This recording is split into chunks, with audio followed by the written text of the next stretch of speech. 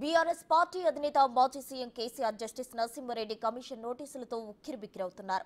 గత ప్రభుత్వ హయాంలో విద్యుత్ ప్రాజెక్టుల నిర్మాణంలో జరిగిన అక్రమాలపై విచారణకు కాంగ్రెస్ సర్కార్ జస్టిస్ నరసింహారెడ్డి కమిషన్ను నియమించింది.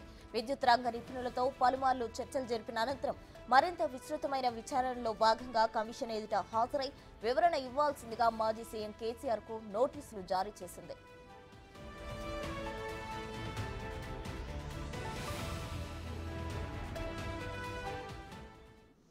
కమిషన్ ఎదుట హాజరయ్యేందుకు ససేమిరా ఇష్టపడని కేసీఆర్ తనదైన శైలిలో ఈ కమిషన్ నియామకమే చెల్లదని హైకోర్టులో పిటిషన్ వేశారు.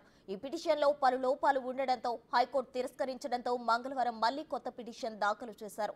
అయితే ఆ పిటిషన్ కు ఇంకా నెంబర్ ఇవ్వలేదు. ఈలోగా కమిషన్ మళ్లీ నోటీసులు పంపడంతో కేసీఆర్ సందిగ్ధంలో పడ్డారు.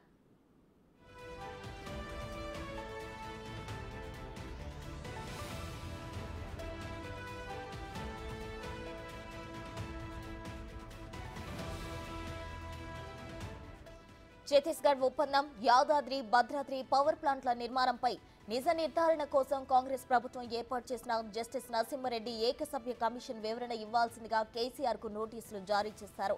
అయితే వివరణ ఇచ్చేందుకు జూలై 30 వరకు కేసీఆర్ గడువు కోరారు.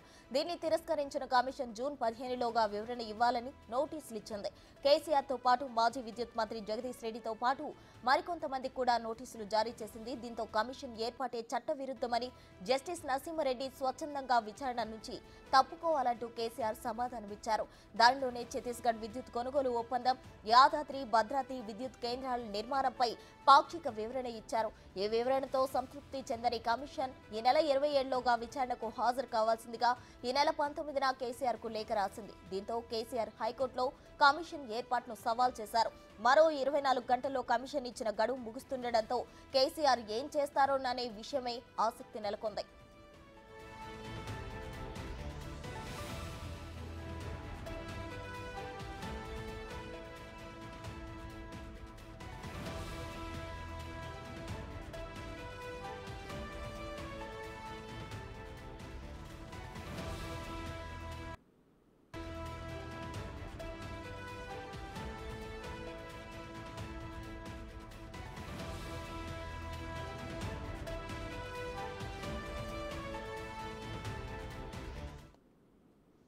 మరిన్ని వివరాలు మా ప్రతినిధి సైదులు అందిస్తారు. సైదులు చెప్పండి. అయితే విద్యుత్ ప్రాజెక్టుల నిర్మాణంలో అక్రమాలు జరిగాయంటూ జస్టిస్ నరసింహారెడ్డి నిపుణుల బృందం అయితే కేసీఆర్ కు నోటీసులు పంపడం జరిగింది. దీన్ని సవాల్ చేస్తూ అయితే హైకోర్టును ఆశ్రయించారు కేసీఆర్. ఓవరాల్ డీటెయిల్స్ ఏంటి?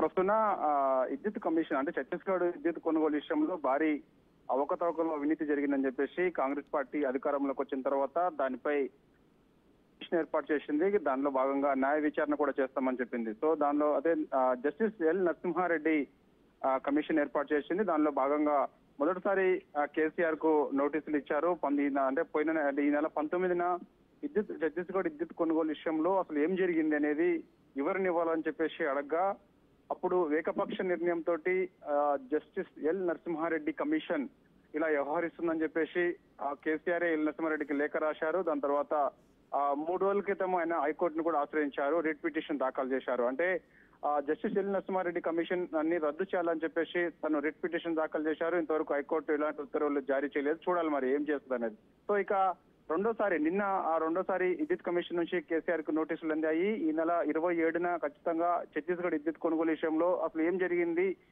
ఎలాంటి ఒప్పందం అగ్రిమెంట్ జరిగింది అనేది కొంత క్లారిటీ ఖచ్చితంగా ఇవ్వాల్సిందని చెప్పేసి కూడా ఇటు కేసీఆర్ కి, అదేవిధంగా అప్పుడు కేబినెట్ లో విద్యుత్ శాఖ మంత్రిగా పనిచేసినటువంటి జగదీష్ రెడ్డికి ఇద్దరికి కూడా నోటీసులు అందాయి. సో ఇక వాళ్ళిద్దరూ ఈ నెల 27న మరి స్వయంగా నేరుగా వెళ్లి విద్యుత్ కమిషన్ జస్టిస్ ఎల్ నరసింహారెడ్డి ముందు హాజరై వివరణ ఇస్తారా, లేదంటే మరోసారి లేఖ రాస్తారా అనేది కూడా కొంత క్లారిటీ రావాల్సింది. సో ఇంకోవైపు ఎమ్మెల్యేలు పార్టీని వీడడం, సో ఇదంతా కూడా కేసీఆర్ మల్లగులాలు పడుతున్నారని చెప్పవచ్చు. ఒకవైపు భారీ అవినీతి జరిగిందని చెప్పేసి విద్యుత్ కొనుగోలు విషయంలో, మరోవైపు ఉన్నటువంటి ఎమ్మెల్యేలను కాపాడుకునే పనిలో కేసీఆర్ ఉన్నట్టుగా కూడా తెలుస్తుంది.